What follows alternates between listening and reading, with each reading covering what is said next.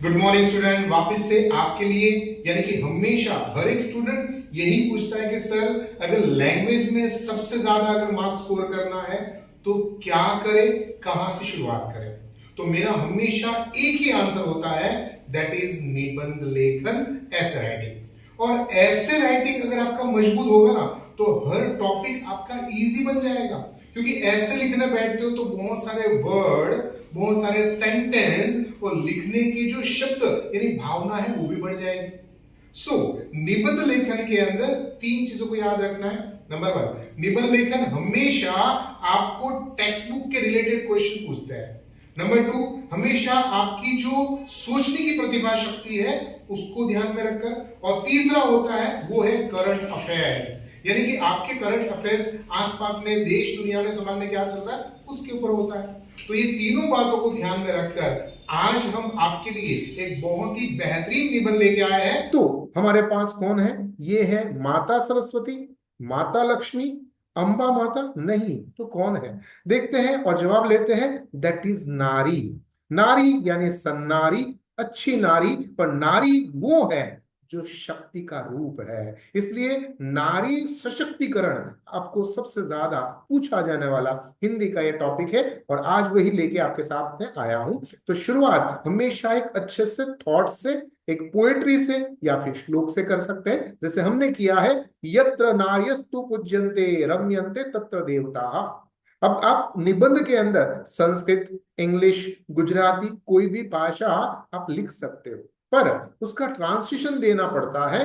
Thought जो आप लिखा है, आपने आपने जो सुविचार लिखा है उसका ट्रांसलेशन दो। इसका ट्रांसलेशन भी लिखा है क्या?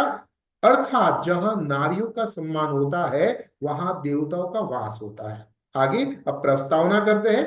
नारी सशक्तिकरण का अर्थ क्या है?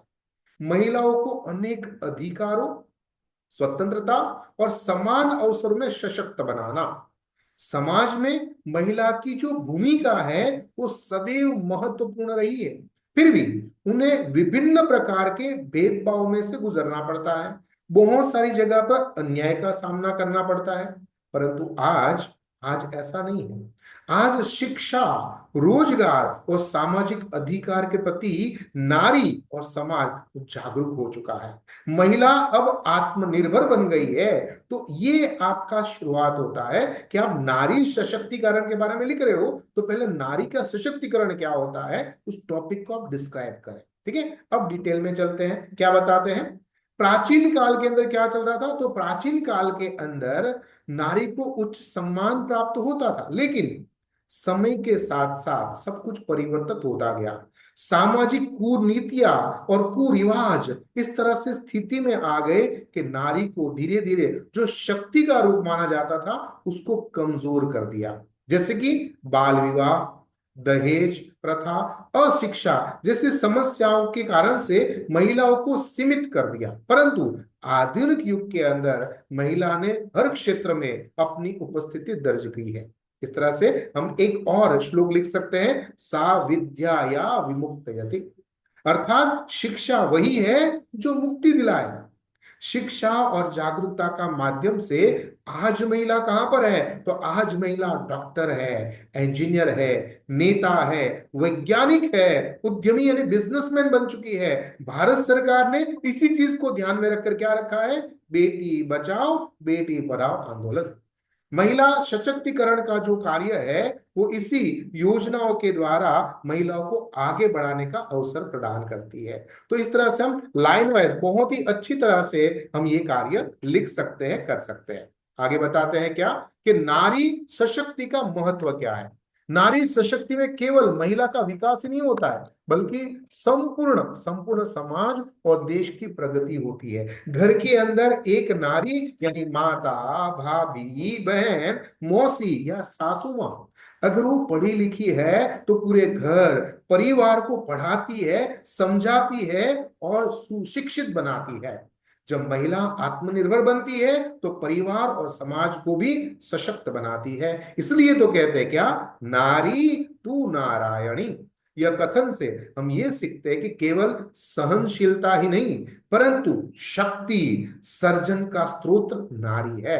इसलिए समाज को चाहिए वो महिलाओं को एक अवसर प्रदान करे, और वो भी कैसा, समान अवसर प्रदान करे, ताकि सबका विकास हो, नारी का भी विकास हो।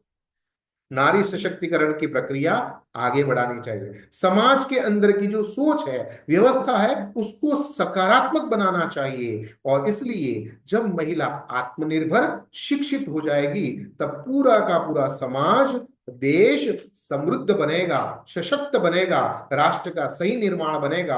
और इसलिए वापस से एक श्लोक लिखते हैं, कन्या सौभाग्यमायुषम आरोग्यम सुख संपदम ददातु जन्मनि राष्ट्रम सशक्त समृद्धिकरण।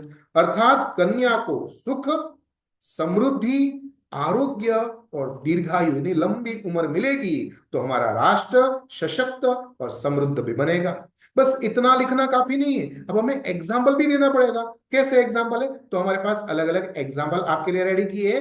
नंबर 1 कौन है, तो रानी लक्ष्मीबाई, है ना। पुराने से शुरुआत करो, आज तक की बात बताओ। तो रानी लक्ष्मीबाई, जिसको हम झांसी वाली रानी कहते हैं ना, अंग्रेजों के खिलाफ उसने वीरतापूर्वक युद्ध किया, और साहस का सबसे बड़ा चिन्ह अगर नारी शक्ति में रखा है तो सिर्फ एक ही है, और वो है महारानी लक्ष्मीबाई। मैं अपनी झांसी नहीं दूंगी। इस तरह से आज की हर एक नारी अपना हक, अपना अधिकार के लिए लड़ेंगे, तो वो भी एक झांसी वाली रानी के हिसाब से ही एग्जाम्पल देते हैं, और समाज में इसको स्वीकार भी किया है।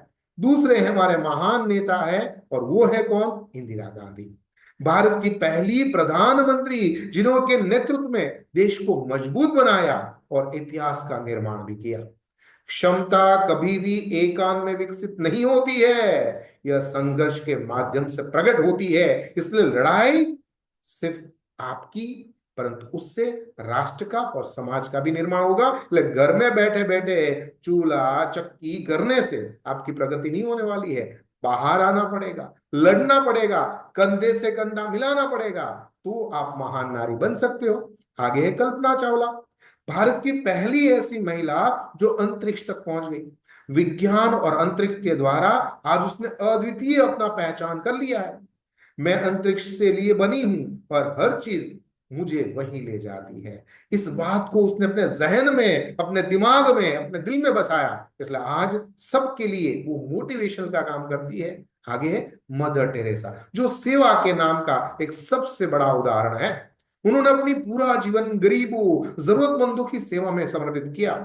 हम सभी इस दुनिया में महान कार्य नहीं कर सकते, लेकिन हाँ, हम छोटे छोटे कार्यों से बड़े बड़े प्रेम पा सकते हैं। कितना बढ़िया बात बताई, है ना। और चौथे के बाद पांचवा उदाहरण क्या है, मैरी कॉम, 6 बार विश्व बॉक्सिंग चैंपियन ने, जिसने यह साबित कर दिया कि सिर्फ पुरुष नहीं, महिला भी लड़ सकती है, जुझुम सकती है, खेलों के अंदर आगे बढ़ सकती है, और समान अवसर मिले तो उसने बताया कि हारने से डरने की जरूरत नहीं है, लड़ते लड़ते गिरते सीखते आप भी आगे बढ़ सकते हो। तो ये है नारी सशक्तिकरण की बातें। आपको कैसे लगी जरूर मुझे बताएगा। नेक्स्ट टॉपिक आपका कौन सा ऐसे होना चाहिए ये भी जरूर बताएगा। तब तक मुझे आज्ञा दीजिए, आपका दोस्त, आपका मित्र, आपका गुरु Mahendra Joshi. Thank you very much.